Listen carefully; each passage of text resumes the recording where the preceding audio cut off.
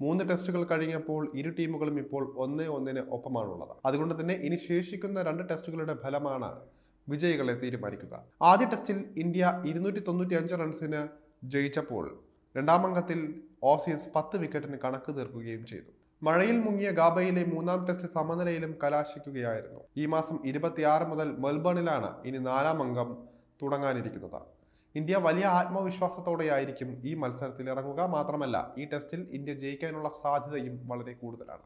ക്രിസ്മസിന് തൊട്ടടുത്ത ദിവസം, അതായത് ബോക്സിംഗ് ഡേ കളിച്ചിട്ടുള്ള ടെസ്റ്റുകളിലെ ഗംഭീര റെക്കോർഡാണ് 4-ാം ടെസ്റ്റിലും ഇന്ത്യക്ക് സന്തോഷിക്കാൻ വക നൽകുന്ന കാര്യം. കഴിഞ്ഞ 12 വർഷത്തിനിടെ കളിച്ചിട്ടുള്ള ഒരു ബോക്സിംഗ് ഡേ ടെസ്റ്റിൽ പോലും ഇന്ത്യ തോൽവി അറിഞ്ഞിട്ടില്ല എന്നതാണ് ആശ്ചര്യപ്പെടുത്തുന്ന കാര്യം. ഈ റെക്കോർഡ് മെൽബണിലെ 4-ാം അംഗത്തിൽ രോഹിത് ശർമ്മയ്ക്കും സംഘത്തിനും നൽകുന്ന ആത്മവിശ്വാസം വളരെ വലുതായിരിക്കും. കൂടുതൽ കരുത്തോടെ ആഞ്ഞടിക്കാൻ ഈ കണക്കുകൾ ഇന്ത്യയെ തീർച്ചയായും സഹായിക്കുകയും ചെയ്യും.